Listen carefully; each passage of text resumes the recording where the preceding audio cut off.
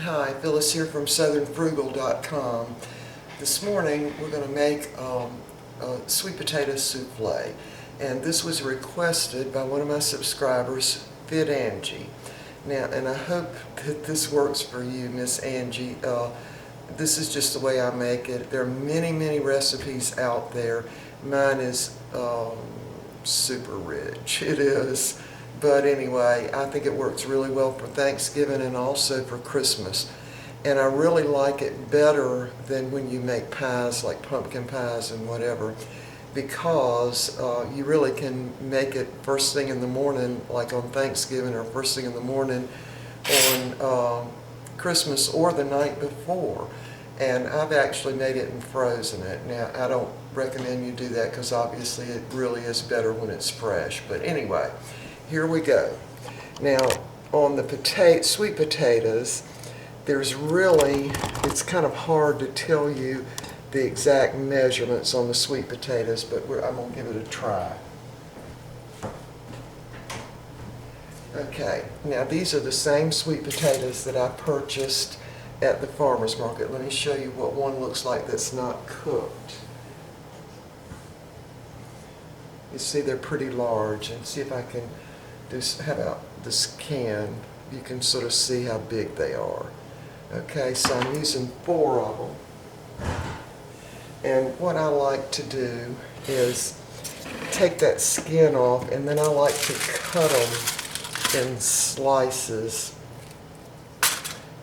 rather than try to mash them up, because I want to be sure that I get all of that stringy stuff, cut off, not cut off, but cut in two, so that you don't end up with stringiness, I call it. All right, so these are still a little bit warm. Now, it did take an hour and 30 minutes to cook these at 350 degrees. And that's because these are so big. But I'm going to actually cut these up into a 4-cup measuring cup, and we'll just see how much is there. All right, so you want to get all those little places off, little dark spots that all sweet potatoes seem to have.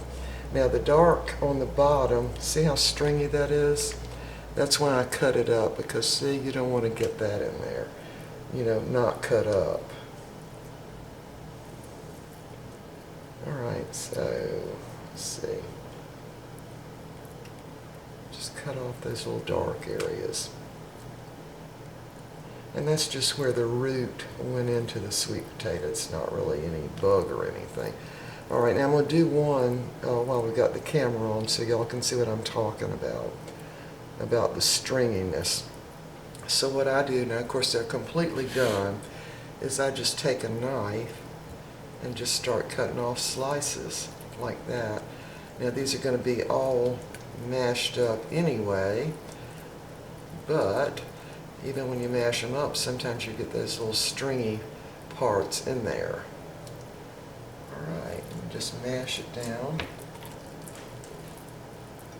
Alright, so one of these potatoes was 2 cups. So I'm looking really for 6 cups. So anyway, I'm going to do the rest of these potatoes. When I get through with that, we'll come back and I'll show you how I mix everything up. Okay, we have completed peeling our sweet potatoes, and this is a 4-cup measuring cup. So this worked out to be right at 6 cups for the 4 large sweet potatoes, and they were really very large. Okay, so, and again, when I peeled them, after I got them peeled, I cut them so there's not any long stringy stuff in the souffle. Alright, so what we want to do is go ahead and dump those in a large bowl.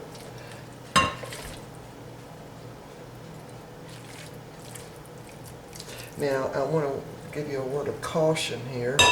When you're making sweet potato anything, it's best to bake the sweet potatoes and not boil them in water. And the reason for that is because if you boil them in water, all the potassium just goes out in the water. And that's one of the great benefits of sweet potatoes is the potassium. So you want to make sure you bake them, and of course if you're frying them or fixing them sort of stir-fried or that kind of thing, that's okay. But when you're baking them, you're retaining a lot of the potassium that's in them. All right, so we just got these roughly mashed up.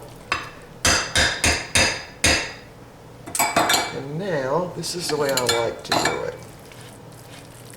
Just going to make me a little well there. And I'm going to add 1 cup of regular sugar.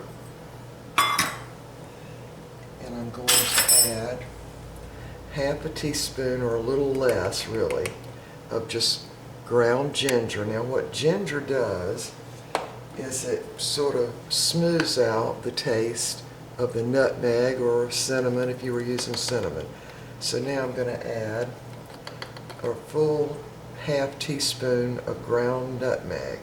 Now to me, nutmeg is the thing that really sets off sweet potatoes, very much like it does for pumpkin. Now, if you like things spicier, of course, you could certainly add cinnamon or whatever, but I like it this way a lot. So I put the spices in over the sugar just to get them, make sure there are no lumps in it, and sugar just kind of does that for you, you know? Just kind of gets the lumps out of any of the spices that you put in. Alright, so I'm just going to mix this up with the spatula a little bit.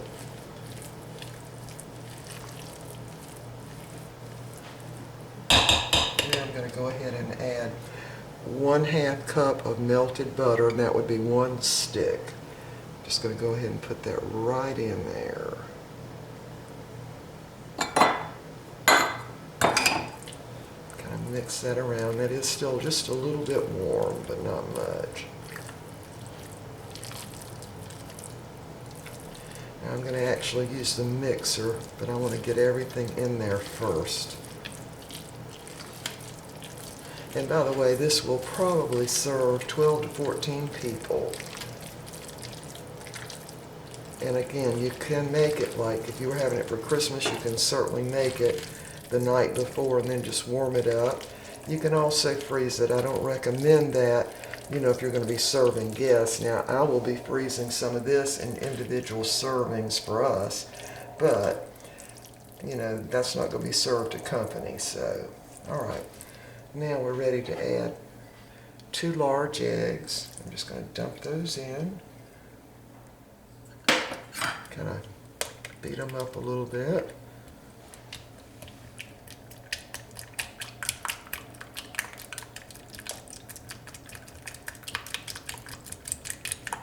Then we'll just mix that in.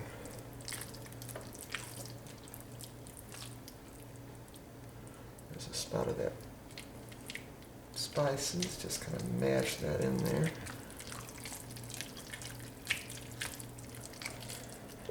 Okay, now I only add a half a teaspoon of salt, but you definitely need salt because sweet potatoes can be kind of bland. Put that in. And now I'm going to add 1.5 teaspoons of vanilla extract. And then about a half a teaspoon.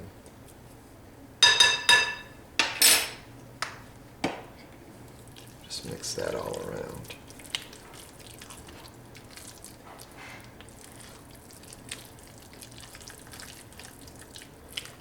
Already smells good. Alright, now I'm ready for 3/4 of a cup of regular evaporated milk.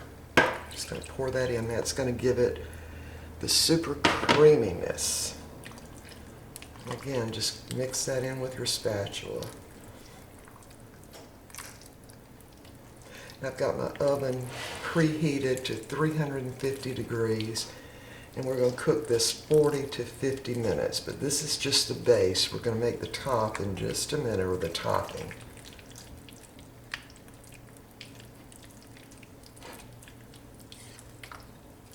Alright, so this is all the ingredients for the bottom part of it. Now I'm going to use my electric mixer, and I'm going to mix this up, you know, just a couple of minutes. Alright, we'll be back. Okay, I actually only used a mixer on this for about a minute. Just enough to get it all mixed in. Now I wanted to show you the stringy things I was talking about. Can you see those on the spatula there? And that's the reason I slice it when after I peel it, because if you don't, you might get those really long pieces. So people don't like to get those, you know, when they're eating. All right, so now we're ready to dump this into a well-buttered, this is 9 inches by 13-inch Pyrex dish. And again, it's just super well buttered, because to me, one of the favorite parts of it is that where it gets kind of brown around the edges, and you get that when you put butter in there. All right, so we're going to dump this in. And again, you want to make sure your oven is preheated to 350 degrees. Now, I'll have to tell you, this is a super rich sweet potato souffle. And, you know, a lot of people put marshmallows on the top of them, on the top of a sweet potato souffle, and I have done that too. But I like the southern way, putting this pecan topping on it. All right, you want to sort of spread that out evenly, or as even as you can.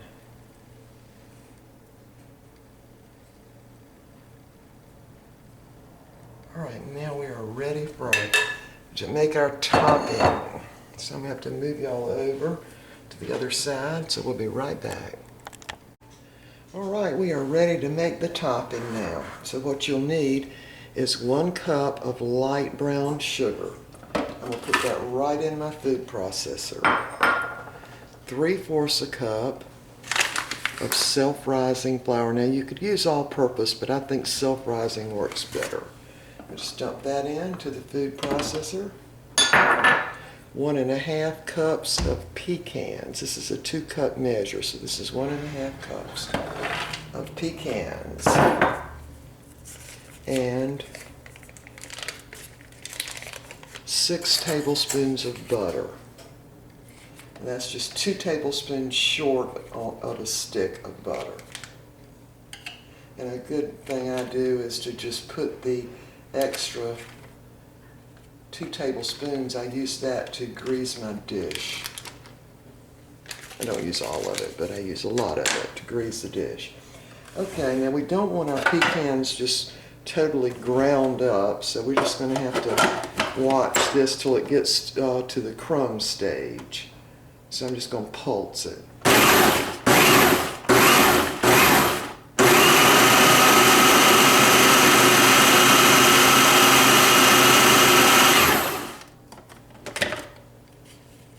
I want it to stick together a little bit better than that, so we're going to put it on a little longer. Alright, that should do it. As soon as it starts clumping together, I'm going to stop pulsing it or mixing it. Alright, now all we're going to do is just sprinkle this right over top of the sweet potato mixture.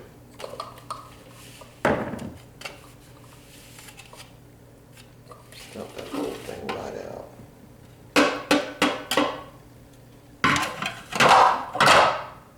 And just try to spread it evenly right on top. Now your butter doesn't have to be softened. I mean, you can use it right out of the refrigerator. Mine was a little soft because I was recording here, so I went ahead and took it out.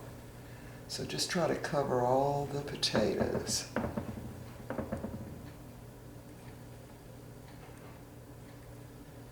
Alright, now my experience with this is that if you've got pumpkin pie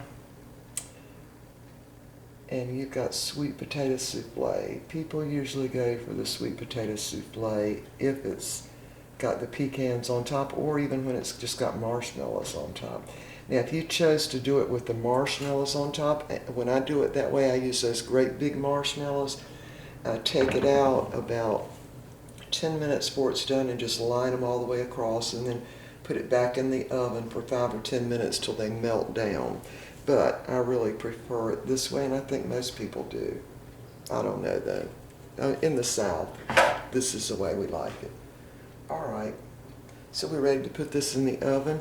It's going to bake for 40 to 50 minutes, depending on your oven, at 350 degrees. And I will put the recipe right down in the description. All right, we'll be back when this is done. All right, the sweet potato souffle is ready. It's just slightly browned on top, still hot. There's what it looks like from the side. We're going to be having that as our dessert for lunch today, and some of it I will freeze. Now, if you're making this for the holidays, you can actually make it the day before or even 2 days before and put it in the refrigerator and then just reheat it a little bit. Now, I'll actually be freezing it in single servings so that we can have it, over the next week or so. All right, there it is. And I'm not going to, well, maybe I will dip some out and show you all what it looks like. Hold on. Okay, here's what it looks like. The top is real crunchy and very rich tasting. And the bottom is spicy with that nutmeg and a little bit of ginger. All right, Fit Angie, I hope you will try this. And this will serve, I'm going to say, 10 to 12 people for sure. All right. We will see y'all next time.